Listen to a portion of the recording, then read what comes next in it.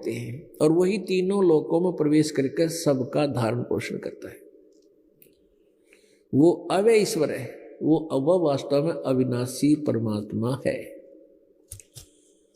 तो पुण्यात्मा, जो ये परम अक्षर ब्रह्म है, गीता जी अध्याय नंबर 8 के श्लोक नंबर 3 में परम अक्षर ब्रह्म जिसके विषय में कहा, उसको वो 15वें अध्याय के 17वें श्लोक में उसी की जानकारी है कि वो उत्तम पुरुष है, तो अन्य है, वो परम अक्षर ब्रह्म है, वो पुरुषोत्तम है, उत्तम पुरुष है, श्रेष्ठ प्रभु है, उसकी साधना भी उत्तम है, उसी से लाभ मोक्ष होता है। तो उत्तम पुरुष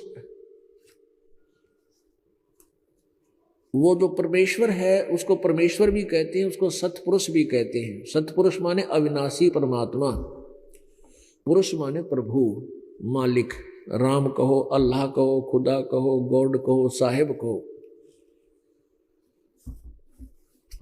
वो असंख्य ब्रह्मांड का मालिक है, स्वामी है, वो सबका कंट्रोलर है, वो है वास्तव में वासुदेव। क्योंकि उस परमेश्वर सतपुरुष की, सतपुरुष तो उपाधि का नाम है। जैसे प्रधानमंत्री जी अपने देश के प्रधानमंत्री का जो एक अन्य नाम होता है जो शरीर का नाम है, वो भिन्न होता है, और प्रधानमंत्री उनके पद का नाम होता है।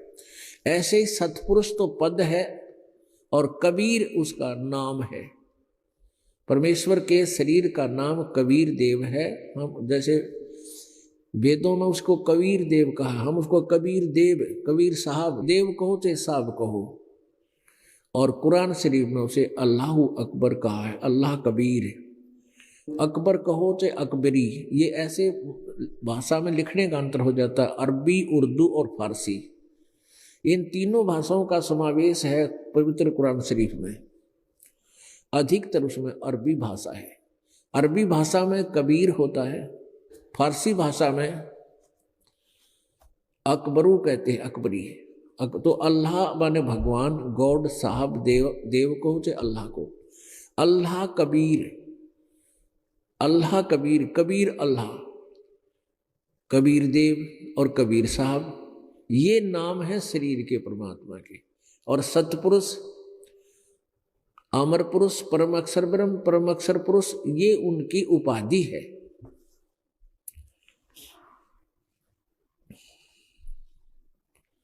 तो यहां बताया है कि बहुनाम जन्मानाम अंते, गीता जी अध्याय नंबर 7 के श्लोक नंबर 19 में, बहुनाम जन्मानाम अंते ज्ञानवान माम प्रपद्ये। गीता ज्ञानदाता कहता, बहुत बहुत जन्म के किसी अंत के जन्म में ये ज्ञानी आत्मा मेरी भक्ति करते ना, ये वैसे ही अन्य जन्मों में तो ये पता नहीं के साधना, उल्ट साधना करते रहे। और वासुदेव सर्वमिति सहमात्मा सुदुर्लभ है। ओहो, ये बताने वाला कि नहीं, वो वासुदेव जो परमात्मा है, वो परम अक्षर ब्रह्म है, वही पूजा के योग्य है, वही पूर्ण मोक्षदायक है, और वही हम सबका कुल का मालिक है, वही सारे ब्रह्मांडों का रचनहार है, वही पूजा के योग्य है। अन्य किसी की पूजा से जीव मुक्त मोक्ष प्राप्त नहीं कर सकता। ये बताने वाला सहमात्मा सुदुर्लभ है, वो संतता बड़ी मुश्किल से मिलेगा। पुण्यात्मा, परमेश्वर कबीर जी सन 1727 में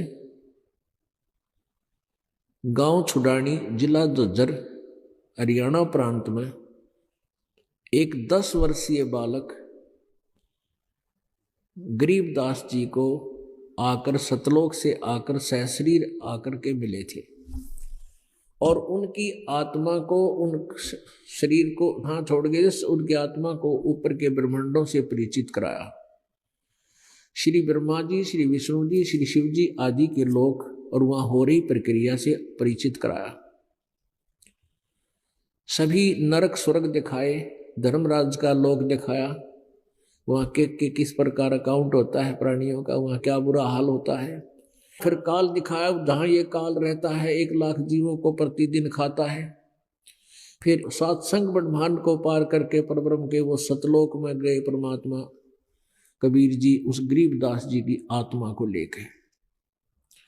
तो गरीबदास साहिब जी ने जब देखा कि पूर्ण परमात्मा कबीर जी ही अन्य रूप बना करके वहां वासुदेव रूप में विराजमान है, सब ब्रह्मांडों के मालिक के रूप में विराजमान है,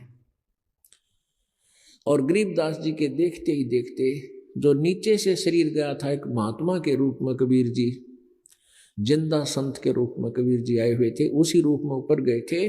तो देखते ही देखते वो असंग ब्रह्मांड का मालिक वाला रूप जो तेजों में शरीर है, एक रोमकूप में करोड़ सूर्य मिला दे, करोड़ चंद्रमा मिला दे, ऐसे रूप में सतलोक में परमात्मा कबीर जी विराजमान है।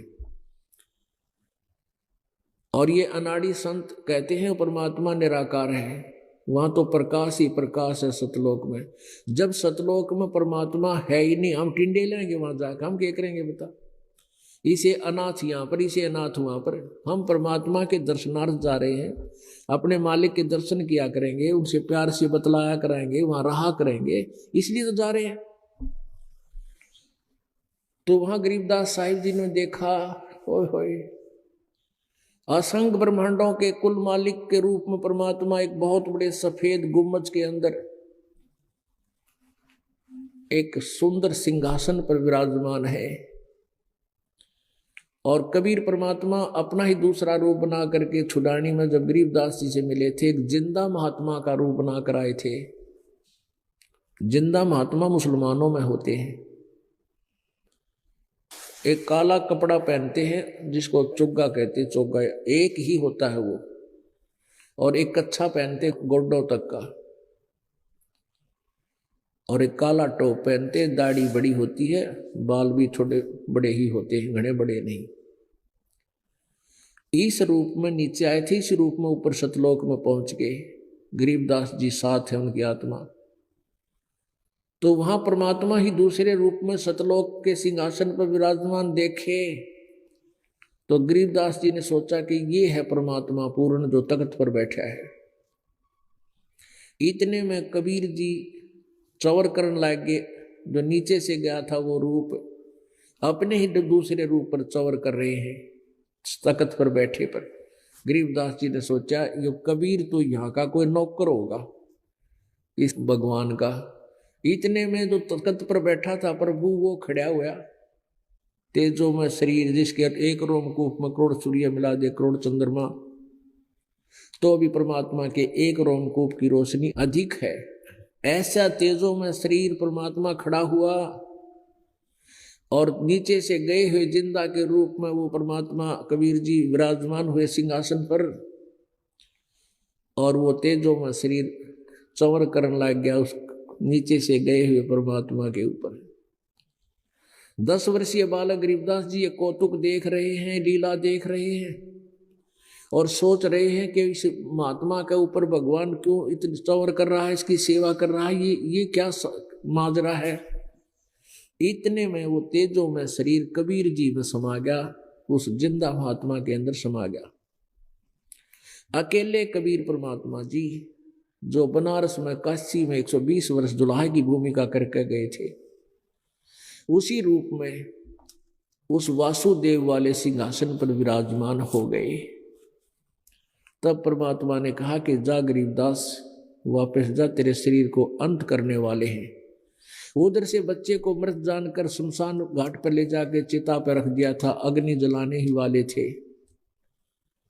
उधर से गरीबदास जी कहते परमात्मा मुझे मत वापस भेजो, वहां तो बहुत गंदा लोग है, सब लोग भ्रमित हैं, हाय हाकार मची हुई है, बेईमान लोग हो गए, और वहां ना भेजो मुझे, वहां तो जन्म मृत्यु होगी।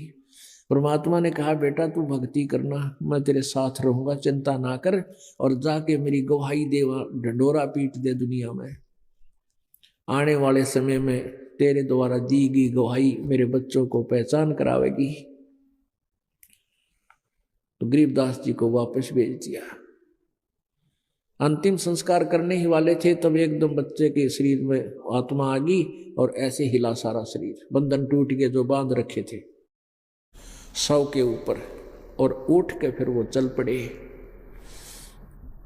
10 वर्ष के बालक।